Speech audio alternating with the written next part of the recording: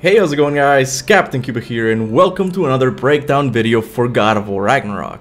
This time around, we're gonna have to do things a little bit differently, since it wasn't just the CGI trailer that got revealed. We also got 7 minutes with an unboxing of the Jotnar Collector's Edition for the game. And let's just say that some of the collectibles in those editions are going to be very important to the story of God of War Ragnarok.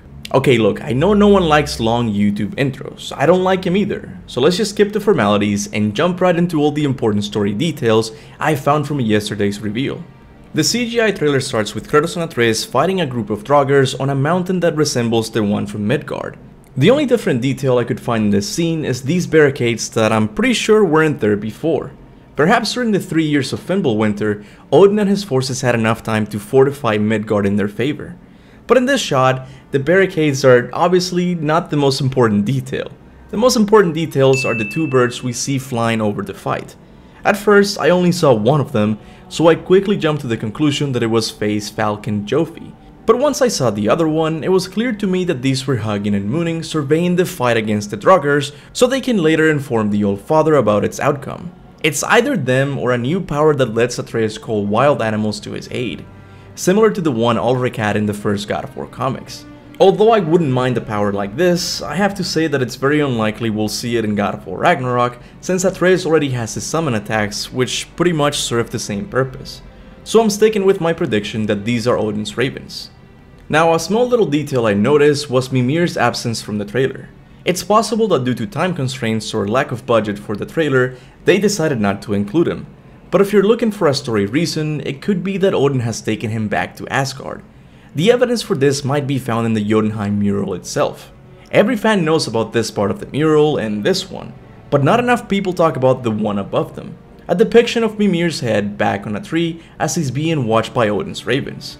I always took this part of the mural as evidence of time travel, but it could be that Odin has found a way to capture Mimir once again with the goal of extracting more knowledge from him.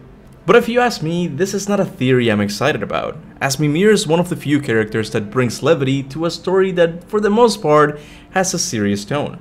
So I'm hoping that they just forgot to add him in the trailer. But these details pale in comparison to the last one, the reveal of the mighty wolf Fenrir. And we know this is indeed Fenrir because of the broken chains on his ankles. Do wolves have ankles? Anyway, in the God of War universe, it's not clear where the location of Fenrir's imprisonment was. But in the trailer, he seems to be in Midgard, although I have a strong suspicion that he has been hiding in Helheim this whole time. More about that later. Anyway, according to the lore of the game, we know that Fenrir was bound by the Aesir gods a long time ago. And most likely, time travel is involved with him being in this timeline, since Atreus is the father of Fenrir, and this Fenrir was captured by the gods many years before Atreus was even born. So if I was a betting man, I would say that this Fenrir either traveled to this timeline or Odin took him from another.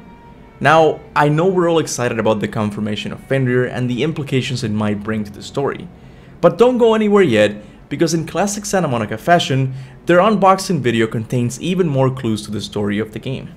The first one we have to talk about is these alleged Vanir twins, and this is something I really started to overthink about during my reaction video. But after a brief research on Norse mythology, I came to the conclusion, as well as many others, that the Vanir twins are none other than Freya and Freyr. In Norse mythology, they are sometimes referred to as twins, and if we look at the more feminine looking figurine, we will see that she has a round item on her waistline. And if we look at Freya's character model from God of War 2018, we will see that she has a similar item on her person. This means that we now have a rough idea of how Freyr will look like in the game. But don't you find it odd they're being referred to as just Vanir twins? Why not just call them Freya and Freyr? It's not like we're not expecting them to be in the game. Well, I believe there's a reason for that. Maybe these twins aren't Freya and Freyr. They might actually be Sol and Mani, the beings who pull the sun and the moon through the skies. I promise this will make sense later on in the video.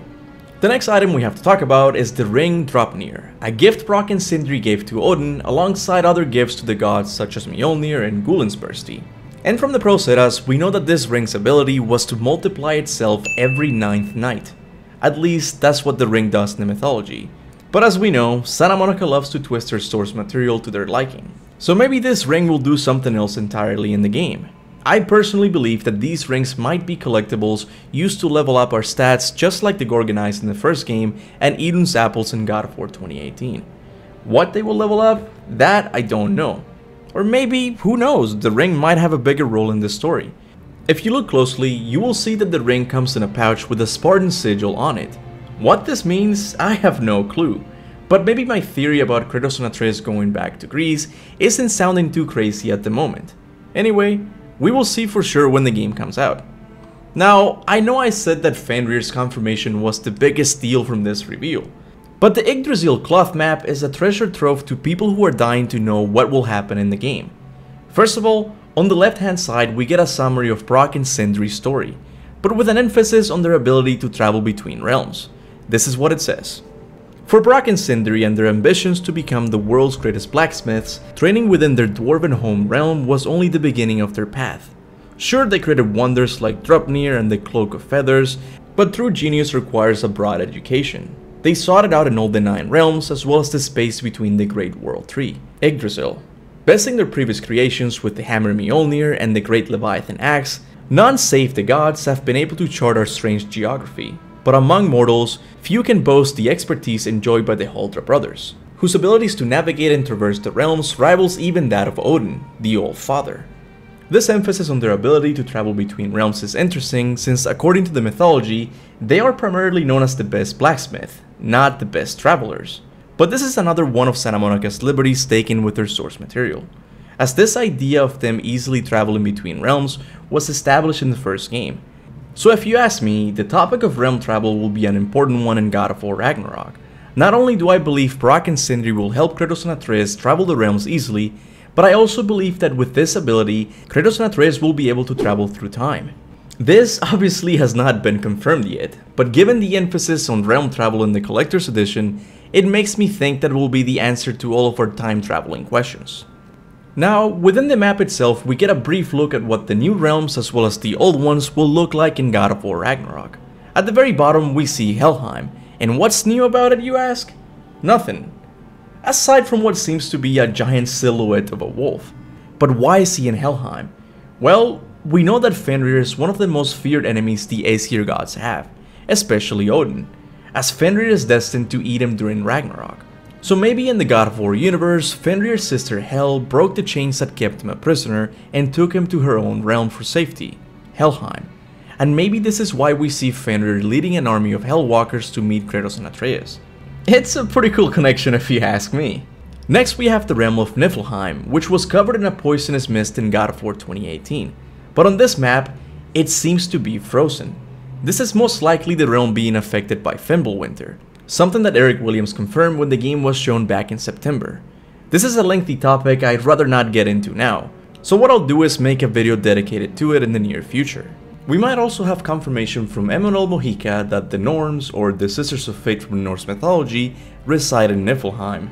But I'm not sure if this is his theory or someone at Santa Monica personally told him, so take this information with a huge grain of salt. The next realm we have to look at is good old Muspelheim. And much like Helheim, at first it doesn't seem like there's anything new. But if you zoom in enough, you will see the silhouette of a fire giant known as Surtur. That's right, you guys. Not only did we get a confirmation of Fenrir, but we also got a confirmation of the mighty Surtur. I can't wait to see his role in the story. Next we have Svartalfheim, and here there's not much to say. We got a glimpse of Svartalfheim back in September, and it looks about the same. The only important detail here is a possible confirmation about the location of Tyr's imprisonment. Back in September, we were all skeptical that this was Asgard, but with this map, we now know that Svartalfheim is the only realm with a subterranean area, meaning that Odin locked Tyr away deep down in the dark caves of Svartalfheim. Next we have Midgard, but this one really doesn't have anything worth discussing. Next we have Vanaheim with its iconic looking trees, but by far, the most important detail here is Skoll and Hati chasing the sun and the moon. This is important because you don't see them on top of the World Tree or any other realm. They are specifically in Vanaheim, which makes sense because Mimir talked about how the most powerful Vanir deities used to play around with time manipulation spells. Head, how is this possible? My guess? Temporal magic. Dangerous stuff the High Vanir gods used to play around with. The ability to freeze time. Happened to be a favourite of Njord himself, in fact. Used to? Why did they stop? Well, turns out stopping time keeps the sun and moon from streaking across the sky. Unfortunately, it does not stop the wolves that chase them, always looking to sink their teeth in. But what's really interesting here is that the previously mentioned Vanir twins might be Sol and Mani themselves, also known as the Sun and the Moon, the very same celestial beings Skoll and Hati are trying to catch. This makes things really interesting because in Norse mythology, Sol and Mani are never referred to as Vanir deities, so this might yet be another liberty taken by Santa Monica Studios. And if you really think about it, it makes perfect sense. Because Mimir told us that Odin was the one who released the wolves Skoll and Hati to catch the sun and the moon.